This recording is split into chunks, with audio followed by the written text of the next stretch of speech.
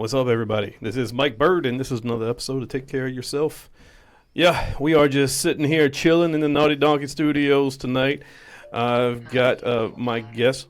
What is that? What are you doing over there across the table? We've got Jay Styles in the studio. What's going on, Jay? How's it going? It's going. We've been talking about doing this for a while now, and you just keep chickening out, and here you are. I'm joking. I'm joking. We just never can get on the same page, and it just works out. Someone left me hanging for a little bit.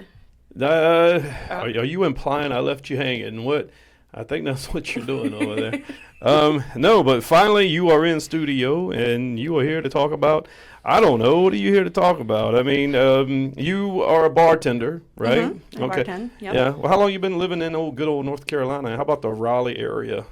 Actually, I believe it's going on about 5 years now. I moved out here 2018. From where? Colorado. I used to live in Colorado. What? Yeah. What part? 9 years. 9 years. I was in the Army. Got stationed at Fort Carson. Oh, okay. Yeah. So Fort Carson's where I met my ex-wife. That's where both my kids were born. Oh, okay. They're both citizens of Colorado, Colorado Springs. And I think I moved in 2015 back to North Carolina. So I've been here.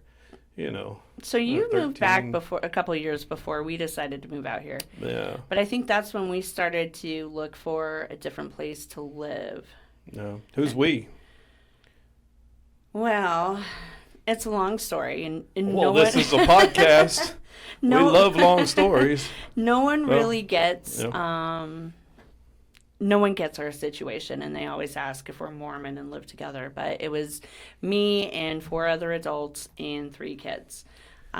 We co-parent. It was my ex-husband and I and our son, his current girlfriend at the time, with her 2 boys, and then her ex-husband and his now wife. And all 5 of us lived in Colorado at the time. We all co-parented. It was like we were set out there. And then she wanted to live, when I say she, my ex-husband's girlfriend, she wanted to live somewhere closer to a beach. My ex-husband grew up in California, so he loves the beach. I'm a beach person, but the other 2 needed the mountains and the extra scenery. So we kind of had to find a place that would fit all of us, including everyone's career. Me being a bartender, I can find a job anywhere. Yeah. I love it. My ex-husband had to do with more of like the electronics or the whatever it is industry. He was in like IT or not necessarily IT. I really don't know what he does anymore. Who cares, right? Yeah, he starts talking and it makes my head hurt. But like I'm just saying, like he has to deal with all the internet and that type of aspect of it. And Raleigh was up and coming with all of that. Yeah. Especially 5 years ago. And we just we agreed on it because, 2.5 hours away from the beach, 2.5 hours away from the mountains. We all kind of live within 5 minutes of each other. And it just kind of worked out. It took a couple of years of planning, but, we had the understanding that if one person didn't want to move, we weren't going to move because we all lived in one state. So it had to be ideal for everybody. And then here we are. We are all out here. Oh, yeah. I mean, that's why I tell people, North Carolina has everything, I mean, I'm 2 hours from the beach, but I'm like 4 hours from the mountains. So maybe a little bit longer than that. I don't know. Well, technically, they're not mountains. They're kind of like foothills, but that's okay. If you go out west in western North Carolina, that is that the Appalachian? I can't pronounce shit. It's tall mountains out there. I mean, if you ever go driving on those roads in the mountains, I mean, it's pretty. And you're in the middle of a job interview, right? That's why you're kind of distracted right now. You said you were actually interviewing for a job while you're on the air right now. Yeah, I feel like that's really inappropriate.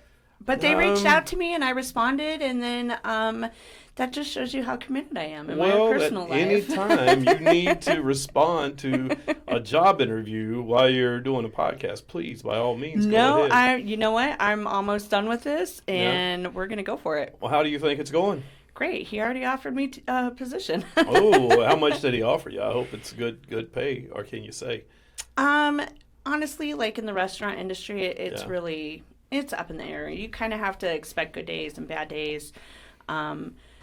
With going into this industry, or that industry, I should say, I'm kind of straightforward and upfront with people. Like, either I can make this much amount a week or not. Because if I don't, you're wasting my time, and I don't want to waste your time. Yeah. And I feel like that's just because I know what I can do behind the bar, because I've been doing it, since I retired. So I know, like, my skills and my people skills in that type of establishment, and I'm not going to settle for less, especially being like a single mom now. So I'm not going to go to a place where they're like, oh, you can make $200 a week. That's great money. And I'm like, is it? $200 a week? Yeah. They're not talking about the base pay, right? They're talking about like tip wise. Yeah. Base pay out here. $200 a week is shit. I know. Who are these people you're working for? Oh my God. Listen, there's some smaller companies down here that were, they tried saying that to me. And the hourly, for moving from Colorado to out here as well, the hourly is, it's $2.13 an hour. Oh, wow. That's my hourly. That's anybody's hourly if they're in a tipped industry out here. Yeah. In Colorado, California, anywhere over on the West Coast, probably even up in New York, it's more over like $15 an hour plus your tips. So coming down here was kind of like a culture shock. Yeah. So I've had to work a little bit harder. I've had to try to find the better places, maybe put up with a little bit more bullshit that I didn't want to deal with. But I make it work, It's finding the right place for my personality and for the people who can deal with you. Yeah. Can put up with your personality. I mean, so you've always, as far as I've known you for a couple of years now, and you've always been a bartender. Like 3 different bars. Now you work at Plus Stool and Piano Bar downtown. Do you still work at Backyard Bar and Grill? No, I do not. That was one of those places they couldn't take your personality, right? Or something like that. No, you know what? In all honesty, the owner owns both of those establishments. Yeah. And I think it just became one of those things where you're going to fit in better at one of his places than the other place. That's a lot too, man, working 2 places like that, bartending. Well, it is, but it isn't. Yeah. Like, I feel like at some point when I became a single mom, my work ethic. Nope. No. Yeah, maybe. Edit. Your work edit? No, ethnicity. That's yes. Your work ethnicity. Well, yeah, wait, that doesn't even make sense. Like, so you're Caucasian, so your work ethic is what? Ethnicity, right? That doesn't make sense. I'm just throwing stuff out there, trying to save you. Nope. Yeah, that's not working. It's not working. I'm digging the hole worse, deeper and deeper and deeper. Let's go. Yeah. I feel like since I became a single mom, I've decided to work harder and do more for my child. Mainly because, like, I want him to see the value of life and what you have to put forward into it, and not have everything handed to you or struggle as much. Both of his parents live a different lifestyle, which is fine, but I feel like he gets more out of life with what he learns from me. And understands that he has to work a little bit harder. Yeah. His dad is a little bit better off and, in a sense, a lot more strict than what I am. But I feel like he sees more value in life with what I have to do. Yeah. Which is great because he's 11 years old and he's very money hungry. So he's like, hey, what do I have to do to earn this? Well, let me tell you. I mean, that kind of brings up what I wanted to talk to you about. I mean, you've had to do some things back in the day. You didn't have to. I mean, I guess it was your choice. You weren't forced to. But I mean, well, we'll talk about that. And before we do, I just want to thank you for coming on the show and willing to speak on this. I don't know if you ever spoke about it anywhere before. No. That's so yeah. I've driving over here, I was a little nervous, giving myself pep talks because, like, I know I've recently started talking to you about it, but I've pretty much like kept it buried and I've spent more time trying to avoid it and live in secrecy. Yeah, but a lot of people that are in your position, they don't deny that part of their life. And they have still continued to be successful afterwards. They have. Yeah. So, I mean, but I get it. I get what you're worried about. But I don't know. Maybe this could be a new chapter in your life. Maybe it'll bring more positivity than I don't think it'll. I don't know. But anyway, so. I'm being more open about it. Yeah. So back in the day, what was it, like 20 years ago? Golly. No, look, we're old. We're old. I actually looked it up, but that's I looked up. So let's just stop beating around the bush. Okay. So back in the day, about 20 plus years ago, you were known as Jordan Styles. You were a porn actress back in the day, and you weren't just a porn actress. You were pretty like. I wouldn't know how to say, but like you were in like a lot of stuff, I was in the middle of building my career. Absolutely. Yeah. Absolutely. And I'm telling you, it's it's like something to, I don't know. Maybe I back in the day I was thinking I should have been a porn star, but my path just took a different way. I got family and kids and all that stuff, but I can only imagine the lifestyle you had back then. So, do you want to talk about it and like what started? How old were you when you started? What got you into it? So it probably actually started before what you can find on the internet with that name because I had a different name. So it probably actually started in 1998. But we won't go there.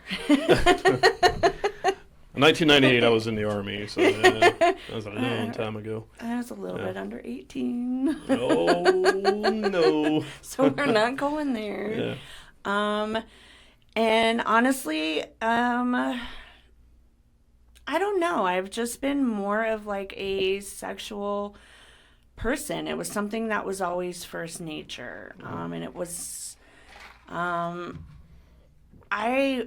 I was so out there on a different level and not out there like mentally crazy or anything, but like growing up, I really did not care what people thought of me.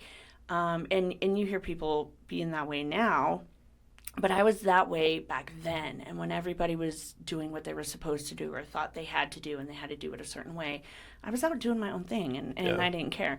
I didn't care if you liked me. I didn't care if you knew what I did. I didn't care if you disagreed with me. And if you told me not to do something, I was the type of person that I was going to laugh in your face and go do it just to prove a point that you had no control over me because I can do whatever I want. So I kind of always grew up being a rebel that way. And I really didn't know any other lifestyle. How I got into it is a little bit more traumatizing. It's not like an audition couch like you see on Pornhub, right? Wait, it was. Wait, like, are those real things? Really? Oh, wow. So I'm naive. I just thought that was just some new type porn, kind of like, the family with the, But anyway, so that is real stuff, the audition couch. But, oh, my God. But that's not how you, no, right. What? All right. Like I said, it's been a while since I've talked about stuff like this. And yes, they do have those audition couches. And you kind of have to go in and try to show them like what you can do or what you're made of. Or if you get the wrong type of agent, he's going to try to be more grungy and like sexually deminimize you and just take away your self-worth. Not Why would they do that? so they can make money off you. Why? Because they think they can just get you to do anything? Yeah. Yeah. Yeah, if they can take away your personality and your voice and your self-respect, then they have control over you, and then they can do. Honestly, what I've come to terms with of it is sex trafficking, in a way, because they take who you are away, right, and then they put you in these different type of scenarios. And you're just left with, well, shit, I put myself in this place, so now I kind of have to do it. I can't say no. They give you alcohol, they give drugs, they make you sign disclosures of, the people you're going to be around so you can't talk about it. This is all with films or just like after party stuff? Well, that's after party stuff, but it all comes down, that all goes back to like the agents. My first agent was like the worst of the worst. How'd you get hooked up with him? An ad on Craigslist. Oh, no.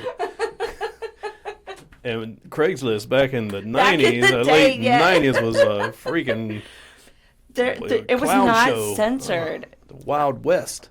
I was, in all honesty, I was going through some really heavy personal stuff, and I just kind of wanted to escape. And I came across this ad, and it was like, be a model in California, and we'll give you a place to live. We'll give you this much money a week. You do whatever we ask. And yeah, I kind of put myself in that situation. So how do you roll with something like that? Like, how do you back out and say no? How do you find your voice when you've already been degraded? And you're a teenager when this is going on, right? Yeah. Now that I'm 41, I look back and I'm like, yeah, I really was a teenager. Like, I was nowhere near being an adult. I had no authority over my life back then. Like, someone should have pulled me out and been like, sit your ass down. Where did all this go down? In California? Well, no, it started in Florida. Here's how it started. This is what started it. I had sex with my boyfriend in front of a camera for money, and the dude paid us so much money. I was like, damn. I was like, holy hell. He's like, that was hot. I was like, yeah, I know, right? Like, I just fucked my boyfriend and got paid for it. And that's what started it. Cha-ching. You're thinking, where can we do this? It was, so that's what really started it for me. Like, I've already had that back in my head when I was 17. I was like, okay, well, hey, that's not bad. I just got paid this much money. This was my boyfriend. Like, how bad is that? Like, how can I continue this? Is there a niche for this? Is there a market? There is, and there was, except not everybody wanted the boyfriend. Yeah. And at some point, I didn't want the boyfriend. Was he ugly? Come on. Did he have a little one? Oh. No, you don't have to answer that. I'm just over there. Yeah. But anyway, so you ended up like dropping the boyfriend, and because women, of course, are the highest paid people in porn. They don't really pay the guys that much. They do if you go into gay porn. Okay. And a lot of the more successful male porn stars actually started in gay porn. And that's where they got their name. That's where they got their fan base. And but yes, women do get paid more. And we do have the option of saying like what we want to do, what we don't want to do, and for how much. And, back when I was doing it, I had my say in it. Oh, you want me to do 2 guys? Okay. You want like vaginal and anal? This is what it's going to be. Yeah. If they liked it, they did. If they didn't, I wouldn't do it. Like as long as I had like the right agent, which at some point I did, he stood behind me with that. You know, it was my rate. It was, you know, I could make $1,200 for having sex for like 3 hours on film. Now, so I've always wanted to know this. So like porn starlets, they don't get paid per movie. They get paid per scene, and what kind of scene that is. Is that how it is, or how it was for you? It's different. Yeah. When you have your porn stars like Jenna Jameson and Stormy and all these other ones where they had like the higher contracts with Vivid, they still had part of their contracts connected to them, so they had a say in it. Mm-hmm. For someone like me, I would come into it and I wasn't a contract girl. I got paid a flat rate for that scene, and that's what it was. No matter what the scene entailed. Well, I knew what it would entail going into it. What, you know, like if I had to sleep with 2 guys and they wanted to fuck me in my ass and vagina, like they wanted a DP. I literally cannot go to an ATM machine and not get dirty thoughts because it's ass to mouth, like ATM. And I'm like, like, there's like little side jokes in my head. And I'm like, damn it, Alex. Like, I can't do it. But I had my set rates for those, you know, so I knew going into it what it would entail. And it always started off with, you know, like a little strip tease, and then you have a little foreplay and oral and wham, bam, thank you, ma'am. And, you know, it just. Now, so what people see on these films is all edited stuff, and it's been edited nice, and you think it's one elongated scene. No. Take me through a scene in a pornographic movie. Now, how many times are there breaks in the scenes? How many times can the guys not get it up? Or, like, how long are you actually waiting for the guy to come in the scene? Because I can just imagine a scene probably takes longer than an hour. It does. Yeah. I mean, it does. When you look at it, you're probably there maybe like 3-4 hours. If it's a really good 3 to 4 hours. Yeah. For one scene. Yeah. Okay, continue. So like when you go and get your movies or whatever like that, and you just have this start to finish, it did not just go from start to finish and then next scene with the other actors. Like they literally would set a day for 1 or 2 actors, and they would have a time frame for this one. And then if it was like the better known companies with the contracts, you know, it would be like an all day production, and they would cater the event, and you'd have breaks and food breaks and all this, and it could go until like 2-3 o'clock in the morning. You're not shooting one movie in one day though. How long does it take? No, that would be so for like the bigger production companies, like when they like have Vivid or something. Yeah, and then where it's like.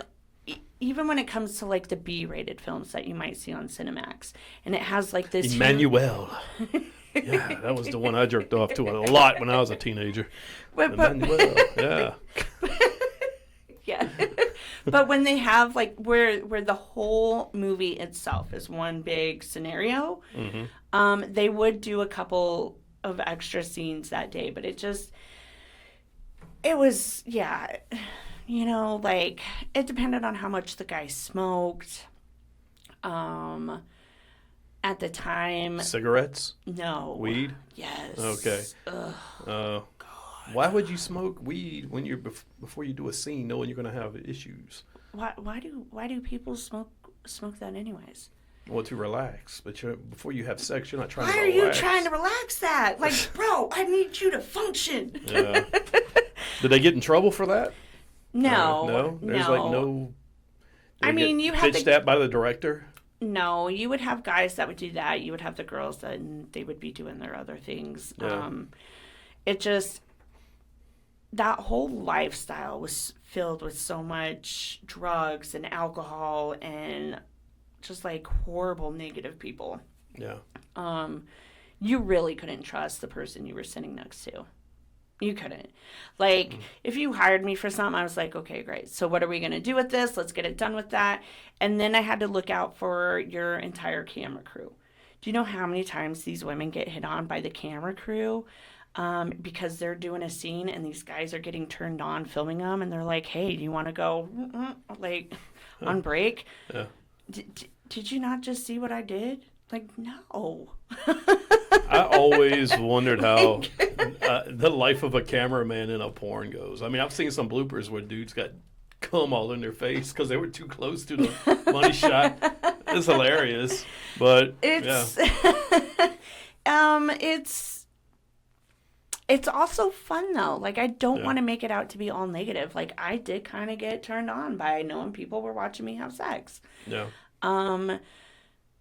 I was completely turned off by the fact if you tried to hit on me, because that's not what I was there for. Yeah. But, you know, it wasn't like this huge, you know, like you were standing there and I was like, oh, yeah, you like that, didn't you? Well, let me ask you this. So when you were in the peak of all of this, how was that, like, being out in the single world with people? Did you date, or were you constantly, like, did you party a lot with, like, was there, all I could envision in being a porn star is, like, yacht parties and, like, gangbang parties and everybody's just naked all the time.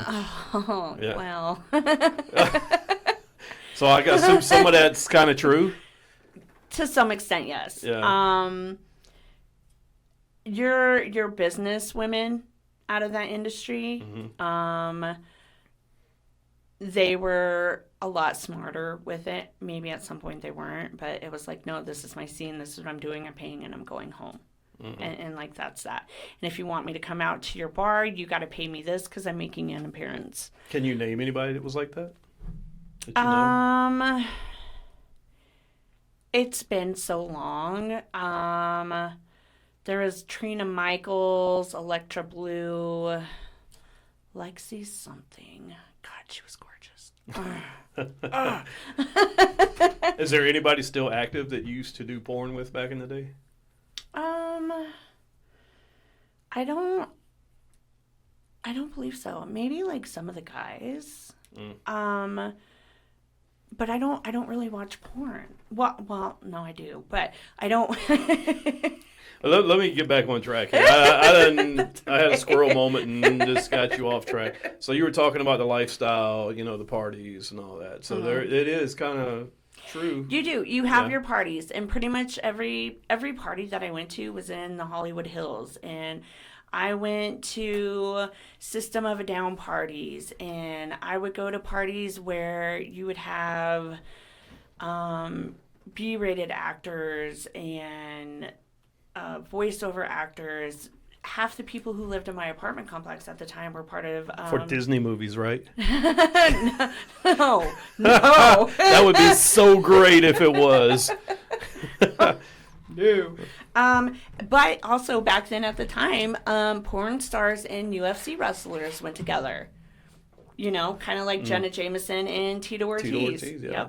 Yep. Of course, I was following UFC before she was, but it's okay. You tried to hit on Tito. Is that what you're saying? No. Mm-hmm. Have you ever partied with like any of the big time names like Jenna Jameson or? No, not Jenna Jameson. I've worked with a couple of other people who started off with their own videos, like Sky Love. She was very big. I know who she is. She was gorgeous. Oh man. She's Latina, right? Mm-hmm. Yeah. Oh my God. I'm just gonna shut up right now because I've known about Sky Love. Back when I lived in Colorado, actually. Yeah. Yeah. Sky Love. Yeah. Anyway. There was Sky Love. There's Trina Michaels. It's just, you know, people wanted you to come to these parties, and I would show up to a bar in Burbank every, say, Thursday night because they had karaoke night, and it was just a place where all of us local porn stars hung out. And I don't think really the public knew about it at the time. Occasionally, you know, like Ron Jeremy would show up there or whoever, and it's just nobody was really starstruck. We were just like, we were there to let loose. We were there to, you know, have fun. You had people doing stuff right on the table sitting next to you and no one would say anything. Did you ever meet Peter North? Yeah. Yeah, he was like an iconic male porn star from back in the day. I think I actually worked with him a couple times too. Really? Yeah. Oh, you got stuck by the North Pole. Look at that.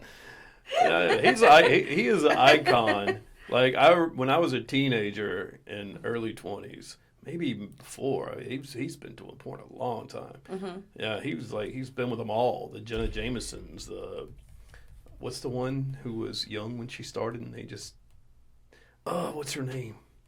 Long blonde haired girl. Oh my God. Then she went legit and started doing real movies like B movies.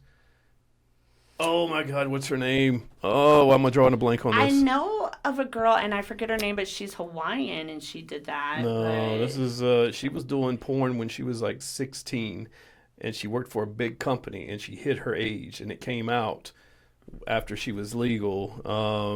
Brooke? No. I'm going to find this. Hold on. Oh, my God. What is her name?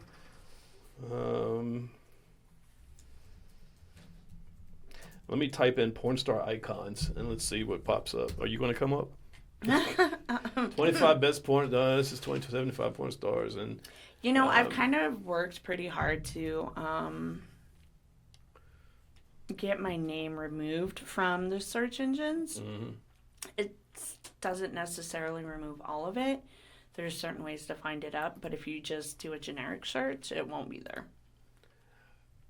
Yeah, so I'm scrolling through. These are. I just heard what you're saying, but it's killing me. I can't remember this girl's name. These are like new ones. They don't have. It's killing me what this girl's name is. Oh my gosh. You know who she is. Okay, I need to stop looking at this. Easy. What is, oh my God. No, and then porn ads, I swear. Oh God, that's so horrible. Oh, so I can't remember her name. It'll come to me. Was it like one of Charlie Sheen's wives? No, she was, no. Oh my God, what is her name? I'm trying to think of a movie she was in, and I'm going to remember this after the show. Yeah, you're going to text me. It's not Jenna Jameson. It's not Amber Lynn. This girl was before Amber Lynn and Ginger Lynn too. She was in that same category with them, but she was like infamous for being 16 when she started. And it's a vicious thing. Like, yeah, there's some people that just like they didn't care. Yeah. If you were willing to do it and they could get away with it and hide it. Well, if you don't mind, let's look up here. We'll show the audience, whoever is watching on YouTube, they will be able to see. There was my little icon. Is anyone even watching? No, not now because this is recorded. Oh, thank God. But there you are. Look at you. Oh, that's not a bad picture. No. Some of them are bad. I hate it. I try to find respectable stuff that we can actually show on the podcast. So, thank you. Thank you. And there's a couple of some that's not showable. I'm not scrolling down. We're not going to look at any of that stuff. I believe this is one of your films right here. Okay, Dirty Pop. Do you remember any of these? And then we got this one. You're not on the cover of this one, but your name is right up here. I was on the cover of more of them right before I left the industry. Whoa, that's not the one we want to go to. What are you? No, don't. No. What? Not this one? No, don't, please. Oh, not that one? No. Okay, we won't go there. So, I mean, it'll give the list of everything I've been in, but it gives everything. It gives all your. It's up to date too. I was I remember that one. Yeah, Jungle Love 2. So were you in 1 too? No. All right. I'm sorry. I only remember that because that was one of my first covers. Yeah.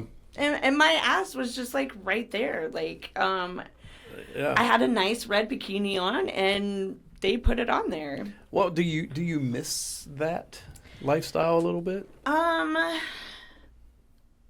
Yes and no. Yeah. Honestly, if I'm being real with you, yes and no. I had a lot of fun with it because I was very sexual and I could just be myself, right? I felt like I've never really belonged because I've been so sexual with men and women.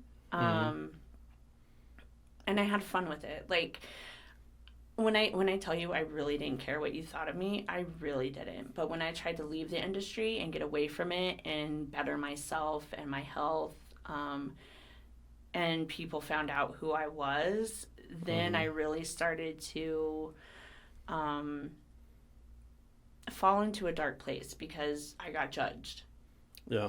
Like, people would literally judge me because they found out who I was from working in a restaurant, and then they would Google me, and they're like, they would do stupid shit because, you know, people in restaurants are insecure and immature, and they would just make fun of you and poke at you, and I was like, come on, bro, like, I'm divorced now, I'm a mom now, like, this isn't who I am now, and you're bringing it into my personal life. So I don't miss that aspect of it, and I don't miss when I had a couple stalkers and I had to hire PIs and a security guard. Oh, what happened there? What happened with the stalkers? Like, how were you being stalked? Listen. Some people just really love that you put it all out there. Yeah.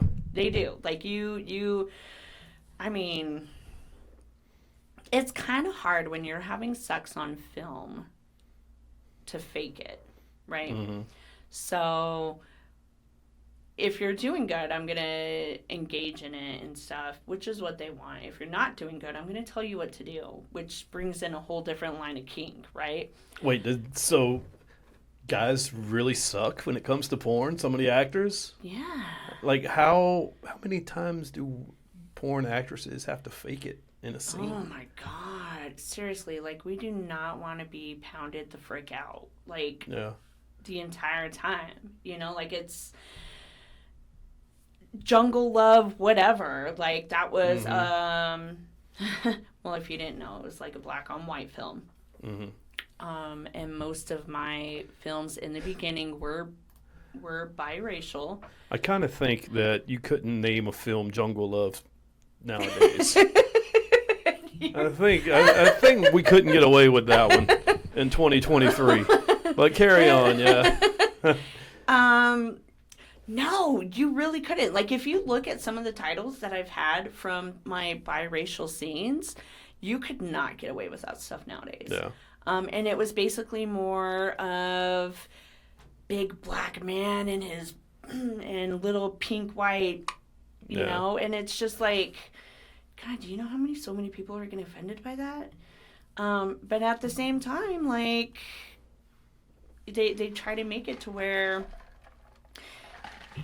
you know, those gentlemen have a bigger advantage than most races. I see what you did there. Bigger advantage. But it's not true. Well, this one time I looked at a guy and I told him no fucking way. Like, I went to the producer and I said no. Oh, yeah, it was, you told me this, right? Was that Lex? Yes! Yeah. He was like, he was bigger than a freaking soda can, and I was like, they wanted me to do anal, and I looked at, he couldn't even fit in my kitty. I was like, I was like, no. They're like, just try it. I was like, no.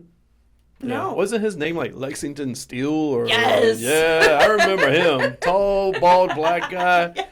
Walking around with a freaking fireman's hose. Yeah, he was crazy. Listen, they looked at me and they're like, you have to try. I was like, no, I fucking don't. Like, I don't care if you pay me or not. That is not going inside me. You did not warn me about this. You also told me that, because I asked you off the camera who was the most famous person you had worked with, and you said you attempted to do a scene with Mandingo, or for those that don't know who Mandingo is, he's another African American gentleman that has, like, I'm pretty sure they know who Mandingo is. I don't even know how big it is, but I know soft 17 inches if he can get it fully hard, but if he does, then he actually loses oxygen and gets dizzy to his head.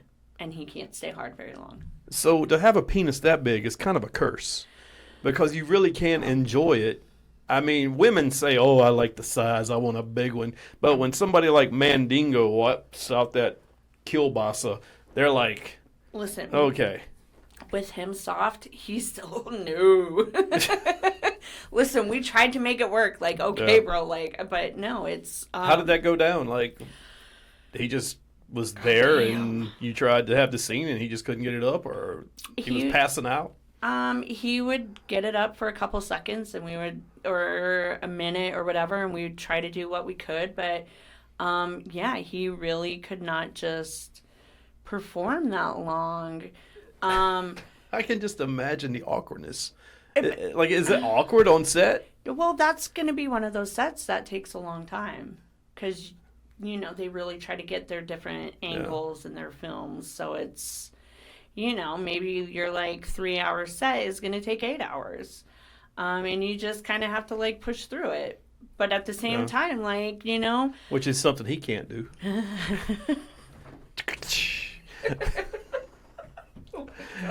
All right. Anyway, yeah. So, I was known for, like, with doing those type of films. They called those ganja films. It was more like rough, hardcore, like hit it and quit it, and just like annihilate the kitty. And I made sure to put a price tag on that. Yeah. You know, I was in my 20s, and I mean, Jesus, the amount I was making a week is just, it's, I really wish I would have had a better financial person to keep my money, because I'd be set to this day. What'd you do? Did you just party it all the way, or what?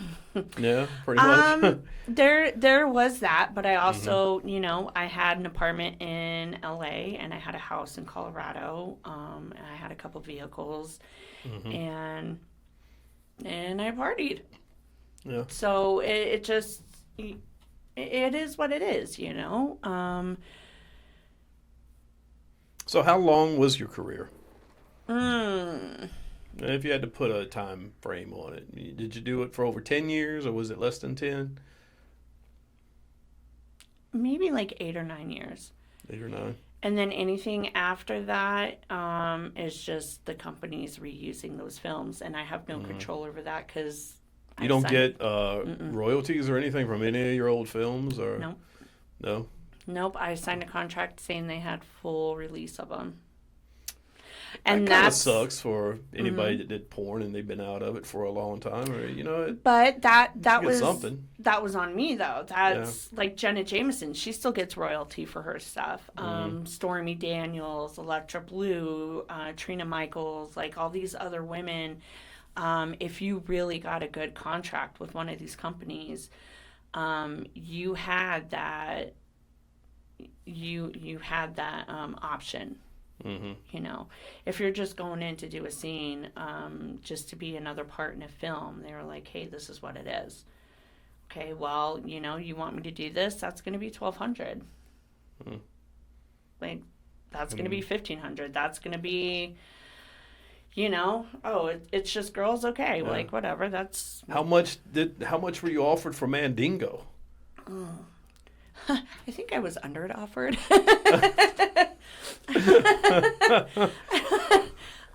We really, from what I recall, we really couldn't do what they wanted us to do, because of, you know. Yeah. And it is what it is, you know.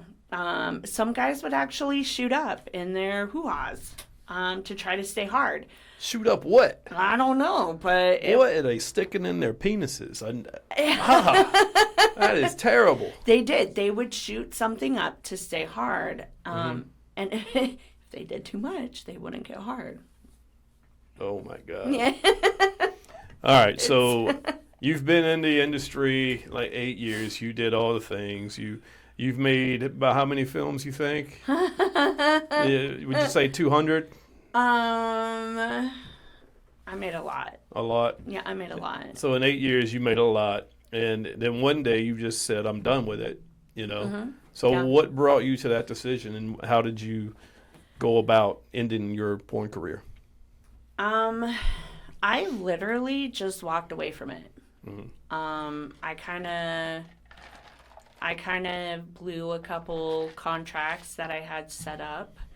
I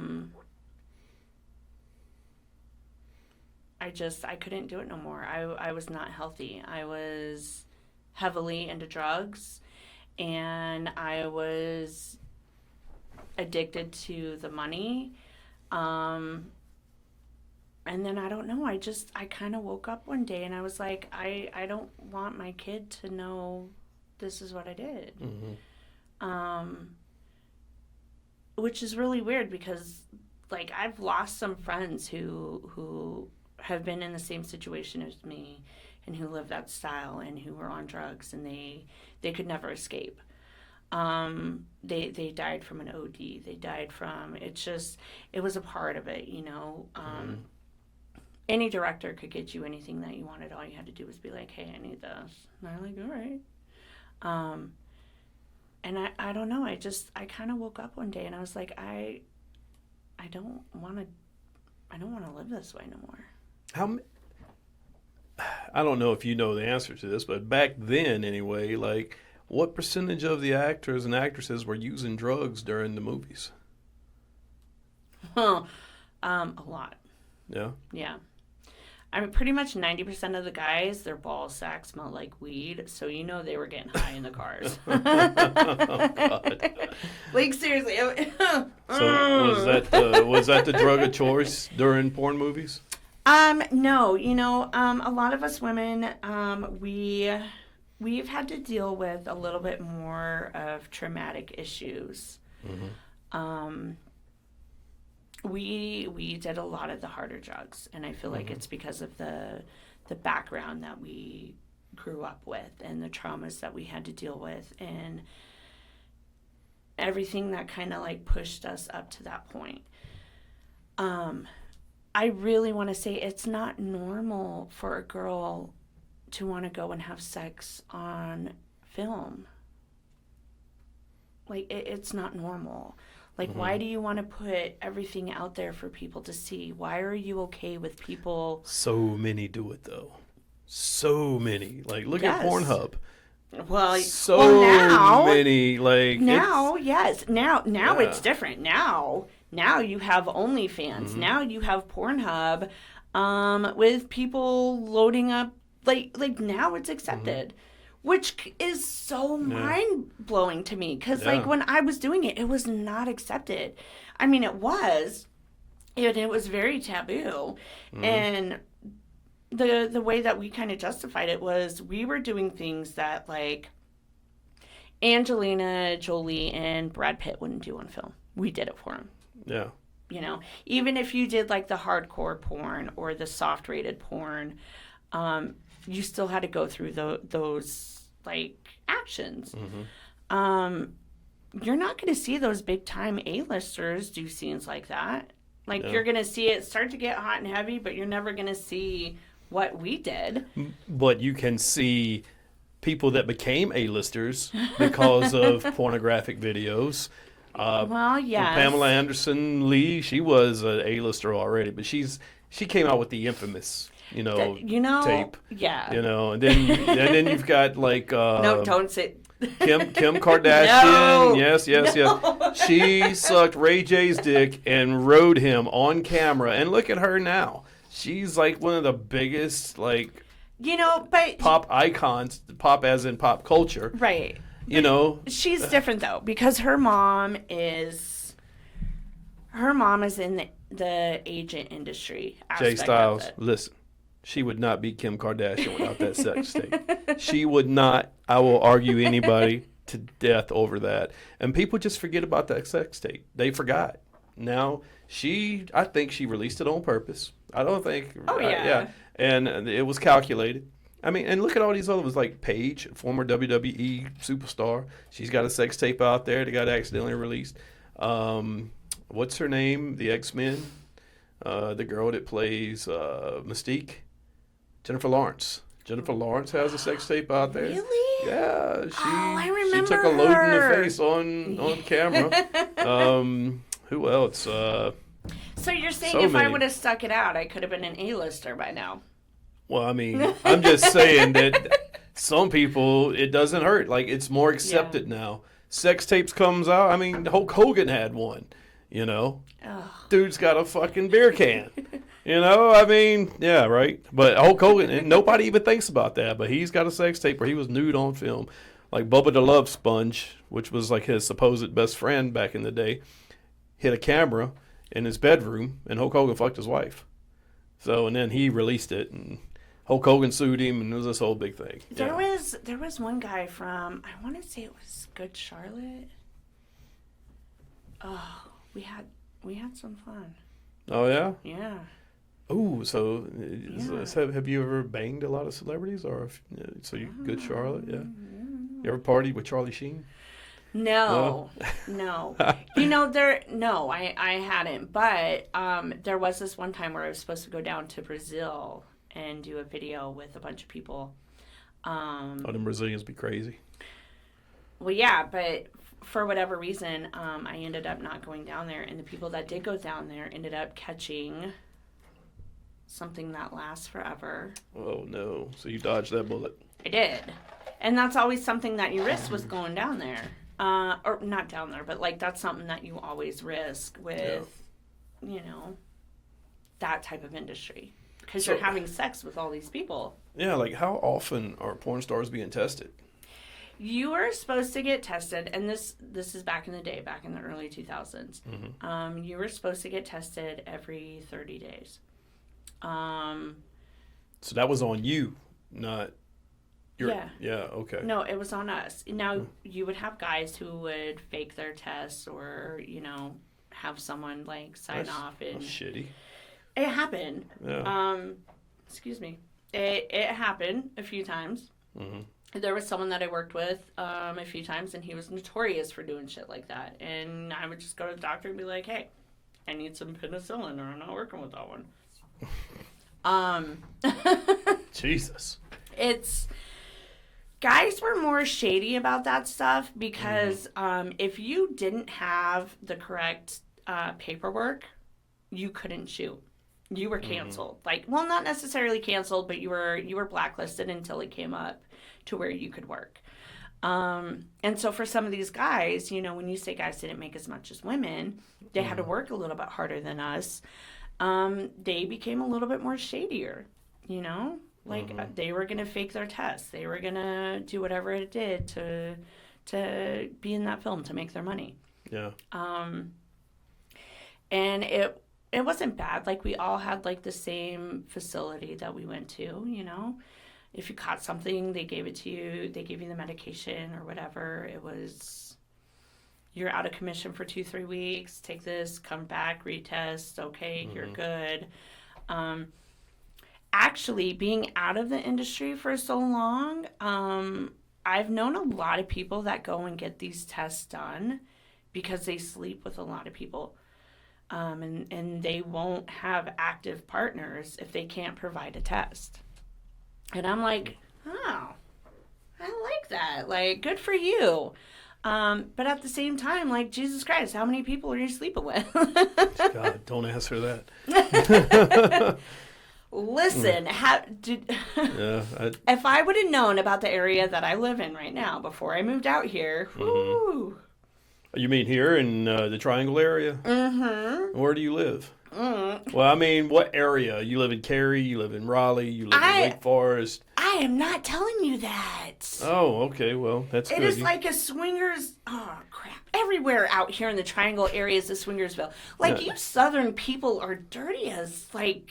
What do you mean? I'm not a swinger. People think I am for some reason because I created a social group and the pineapple was the logo. But, I mean, that's not what it was intended for. Honestly, I never thought you was. You had a lot of people in that group that were. Yeah. And you had a lot of people in that group that they had no shame with whoever they slept with. And if you even took a couple minutes to, like, get to talk to that person, it would all come out, and I was so disgusted. I was like, oh, like I don't even want to. I feel dirty just talking to you, and I freaking did porn. Like, well, God, that makes me feel so much better about myself. It's. But nowadays, like I'm so private, you know. Mm-hmm. I've really taken the time to isolate myself and take care of myself and rebuild who I am as a person and my self-confidence and be comfortable with who I am in my skin. There's a few people like you before we've done this that I opened up to. There's only one other person out here that knows that. And I think I only opened up to him about that because I was helping him going through a divorce and his wife was cheating on him. And I could relate, you know, like there were so many scenarios that were, that I knew about. And I just like, he was being so open with me. I opened up to him, you know, like I wanted to help him. He was like one of those guys that was so nice and genuine. And like, if you saw him, you're like, damn, like, I really hate that you're that sad. Like, I can't have you be that sad. Like, you're just that nice of a person. So that makes me want to ask you this.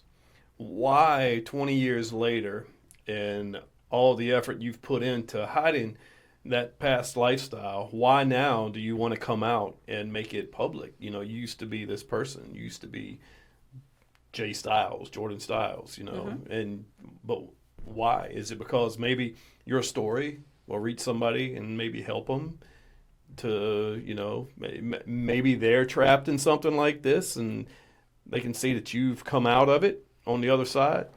Or no, you explain it. I've taken an interest more in psychology. I've kind of wanted to go into military psychology, but recently with discussing more of this with you, have been wanting to do more of like a sexual psychology, because that is something that I'm more familiar with. There are a lot of women out there who don't know that they can use their voice, or men, or transgender, you know, because it's such a huge variety now. I have lost people to suicide, to ODing, to just, I mean, Jesus, I don't know anyone who could have lived my childhood and not try to kill themselves. You know, it's that bad. And here I am. I'm in my 40s, and I'm happy, and I love myself, and I have a kid, and I have 3 guard dogs. 3 guard dogs. Just, I'm throwing it out there. Like, they will attack your ass. Chihuahuas, ladies and gentlemen. They are the most vicious. No, I don't know what your dogs are. I have 3 guard dogs. But it wasn't until other people started coming out with, and actually you told me about that thing on Netflix. Yeah. I'd already started talking to you about certain things, and you're like, oh, yeah, well, they said this on Netflix. And I was like, what are you talking about? And I still haven't watched it yet, because... It was the how Pornhub began, I believe. It's a documentary on Pornhub, and they have all these starlets that are in their 40s, you know, and they're still banking on that lifestyle. And they take their kids to school in the morning, and, you know, it's a new era. It's a new time we live in. So it's more accepted, you know. It is. It really is more accepted. But at the same time, like, I want to get my voice out there because I feel like I was sex trafficked to some extent in the beginning. Yeah. You know, I had to go to these parties and have sex with these people, and they were A-listers, and I had no say in it. I had to go and do these other type of scenarios or these films where they took it, if you look at the very early days, they really took it past what I was comfortable with. To the point where, like, that could pretty much destroy someone. And it's not okay. You know, like, when you come into this type of industry, it's okay to have a voice, and it's okay to say yes and no and oh fuck no. You know, like towards my time when I was exiting, they wanted me to do I had 2 separate agents try to book me for the same company for double anal. Double anal, meaning anal. 2 yes, penises in yes. Oh my goodness! Like, how does that even like happen? Like now? No, I don't know. I didn't do it. Oh my God! But, if you did, you'd be wearing a diaper right now. But this is what I'm saying. Like, this person literally followed me from one agent who booked me after I said no, I wouldn't do that. So I left his agency because he didn't want to respect me for that. And they followed me to a different agency and still tried to book me for that. And I was like, no. And if this is the direction my career's going to go in, and I'm telling you no, no amount of drugs, no amount of lube, no amount of freaking whatever is going to make me want to stick to at my... No. Yeah. Like no. Like, I still want some self-dignity. There's women who would do that. Yeah. You know, there's women who would bank on stuff like that. There's women who do things with animals. PETA would have a fun time with that one. Oh boy. Actually, I don't know. That's a whole different show. Yeah. If you knew how much those women got paid. Oh gosh. It's literally like 30 to 40,000 for a scene. Oh my gosh. Women that sleep with horses and dogs and shit like that. Oh my God. Why do I know that? I don't know. I'm not asking. Right. And you're also not going to see me doing anything like that. Yeah.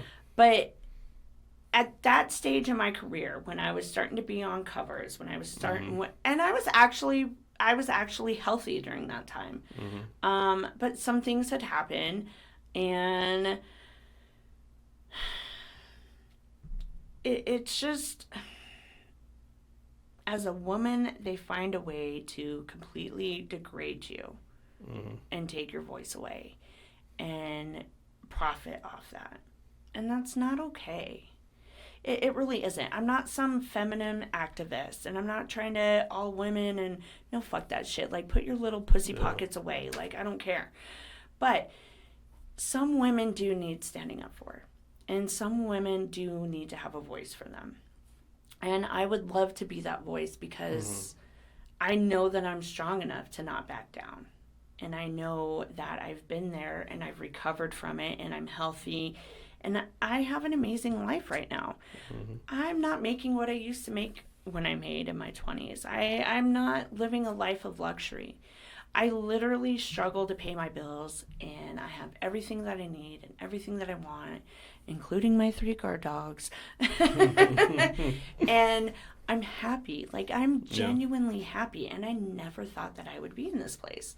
Have you ever thought about, like, bringing back the J Styles and maybe an OnlyFans, or I'm sure there's like fans that worshipped you back 20 years ago and they're like, hey, I wonder what Jordan Styles is up to these days, maybe the black people. I mean, your that's fans, not racist. I'm just saying. I mean, it is what it is. That's primarily what your movies were, but I mean, so I mean, so you've thought about that. I have. Yes, I have. Just because it is so accepted right now. I have thought about bringing back J Styles. I've thought about quite a different things. It's something that's always on my mind. I always come up with like new scenarios or new ideas or new... J Styles takes over the South and makes every house husband a freaking porn star. J Styles starts up the swingers clubs in the South. J Styles finally has sex for the first time after 6 years. It's you could do crazy things with it. Like, I could take a bath in milk and sell you my milk so you can have cereal. Oh, wow. I mean, you could do some crazy stuff on OnlyFans. Right, which is, and I know people who know how to set that up, and I've been talking to them. I feel like if I make my comeback, and I bring back Jay Styles, it's going to be a thing where I'm in control. And I am not going to do anything that I don't want to do. And I'm not going to have anything out there that I don't want. And if I want to take your wife home and play with her, we're going to put it on video. Yeah. And if I want to have guys send me in pictures of their things, I'm going to rate them. If you want to drink a freaking milk from my bath, then... You can bottle it up and you'll send it to them. I will make sure I have the best orgasm in that milk bath. You know, women, some of these porn starlets, I think they sell farts. There was that one, right, yeah. I mean, I don't mind selling my panties, but like 90% of the time, I don't wear them. How am I supposed to sell them? You have to like make a video of you actually putting those on and taking them off and putting them in a bag to like mail them off. You know what? There's a crazy. How do you know about this? I'm a businessman. I can figure this out. It's pretty simple. I honestly think there's some weirdo out there that's a Jordan Styles fan from back in the day that would totally give you $500 for a pair of panties or something. When you go back to being back in the day when I was in porn, and you'd go to Las Vegas, every time they had the electronics convention in Vegas, I forget what it's called. They also had the porn convention. So in the Venetian Hotel, here you had this convention of a bunch of nerds and their electronics and everything else in Ballroom B. And then over here in Ballroom C or whatever, you had all these porn stars and these nymphos and everything else like that. What a mix. A bunch of geeks and a bunch of hot people. Oh, my God. Oh, wow. I had people who would come up to me and they would call me by a different name. And I would freeze. I was like, oh, so you were, okay, that was 1998. That was like, I had no idea what I was doing, and that was just some name I picked, and you have that. Okay. Diehard fans. I've had that, yeah. Like, and it was, and they just wanted to take a picture of me. They wanted to be, it was so weird. Yeah. It was, but like. Did you ever get that a lot when you were in the industry, like deep down, hardcore into it? Walking the streets, they're like, "Oh, can I get a picture with you?" You know, or I did. You get recognized a lot. Even when I left, people they're like, "I know you," and I'm like, "No, you don't." Nope, no, you don't. I've changed my tattoos. I've changed my hair. Like no, you don't know me. I'm sorry. Yeah. But people, yes, and that's where the stalkers would come up. I'm not joking. I had to hire a PI to follow the person who was stalking me. I had to hire a bouncer to stay with me 24 hours a day because I wasn't safe being alone, because every time I left my place, there was that person. It's crazy. Like, people, they get weird about it. They get obsessed with you. They fall in love with you. They build a relationship with you inside their heads. Yeah. I never built a relationship with Sky Lopez. Wish I did back in the day. Now, you know who I had a crush on back then? If I had a porn crush, it was Nina Hartley, who was she's like 60 now and still doing porn. I mean, God. Gianna, what's her name? She was in that movie Pirates. Like, she's the ultimate lesbian. All the tattoos. Yes. Oh my gosh, what's her name? Linda Mulder. Is that? That's her last name. But what is it? Gina Linda Mulder? Oh my God. Look it up. Fuck. Oh, by the way, that's Tracy Lords. I was trying to remember earlier. Tracy Lords. Okay. Tracy Lords. Yes. It's Janine Linda Mulder. That's exactly who it is. She does mostly lesbian porn. See, you know what? I really wish I would have stuck with lesbian porn as long as I could have. Yeah. It was fun. It was. Yeah. I love it. Images. Let's see. Oh, yep, that's her. I was trying to find a legit image so I could post it so everybody could see, but nope, that's her in a bunch of scenes. All right, well, okay, it is Janine Linda Mulder. Yeah. And Brie Olson, I think she's another one. God, I'm starting to remember all these people now. Nothing like those old school ones, man. Nothing like the old school ones. In all honesty, I feel like that's when it was more taboo. That's when it was more not accepted, and everyone was able to get away with more of it. Mm-hmm. Nowadays, the whole problem is like video production companies are struggling because anyone can post a video online. Yeah. You could go into Pornhub, lesbian, whatever. Like, it's just like you can post videos of yourself up there and make money off of it. Yeah. And anyone can download anything for free. And that's where all the porn companies really started to struggle. You ride around and you see these XXX stores Mm-hmm. and sex stores, and you go in and they sell DVDs. Mm-hmm. I'm like, who is buying these? Who really rents DVDs? Who buys pornographic DVDs when you can watch it all day for free on the internet? Most of these videos, too.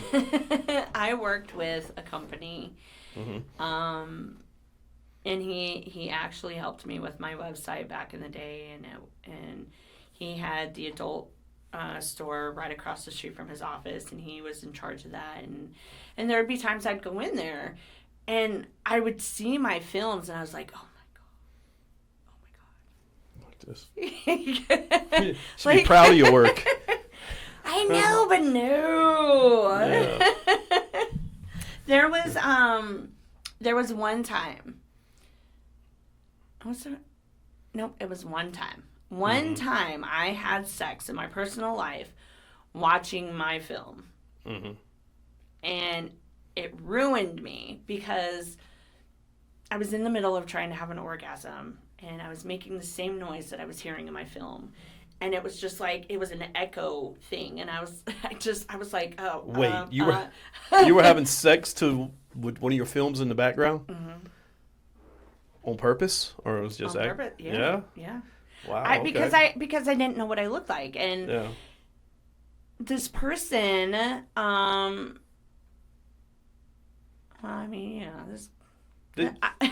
knew this person. Yeah. I worked really well with this person. We did numerous things together. Like, there was a lot of personal things that I did with this person for my films, for my website, and he was my prop dick.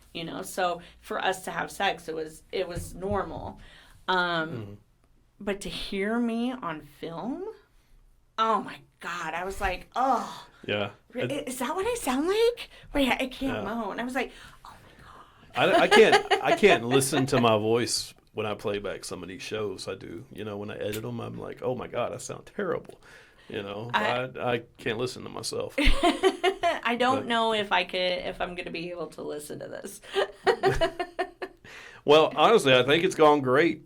And, on that note, we'll go ahead and wrap this up. I mean, I want to thank you for coming on the show and talking about this, and wish you nothing but good things in the future, Jay Styles. Thank you. I hope you get all this. If you get your OnlyFans going, good luck with that. And honestly, what I'd like to do is get. I would like to do a podcast thing. Maybe like have real sex with a porn star and get live people to call in or get questions emailed in or something like that, or talk to other people who've been trying to get into the industry or out of the industry or that's another thing, being an advocate for it. You could use your name and what you used to do to interview porn stars. I think actually a few of them live in this area. You have mentioned that, but we haven't talked about that. Brandy Love, I believe, lives in this area, and I don't know if she's still active. She's, hold on. I don't want to misquote her age, but I'm pretty sure she's like my age. like 47, or she might be older. Wait, are you that old? Yeah. Oh. Yeah. Oh, okay. Old as balls, as they say. Oh, no. So as soon as I can't get like a legit Google search on Brandy Love, it goes straight to like X-Hamster, Pornhub. I just want to see her bio because that's really not her real name. You know, I've looked at my bios that people have printed up on these things, and it's crazy. Yeah. I want to say there's like 150, 200 things. Oh, she is 50 years old. Wow. Yeah, she was born March 29th, 1973 in Dearborn, Michigan. Her net worth is $8 million. Whoa. I mean, golly. Yeah, that's a lot of porn right there. Maybe I could pick her brain.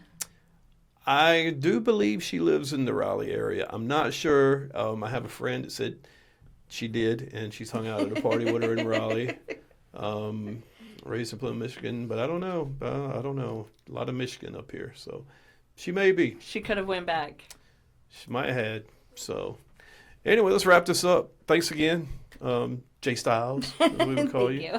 Check us out on YouTube, or you can get us anywhere you get your podcast. Make sure to like and subscribe. We need your help. Get us out there.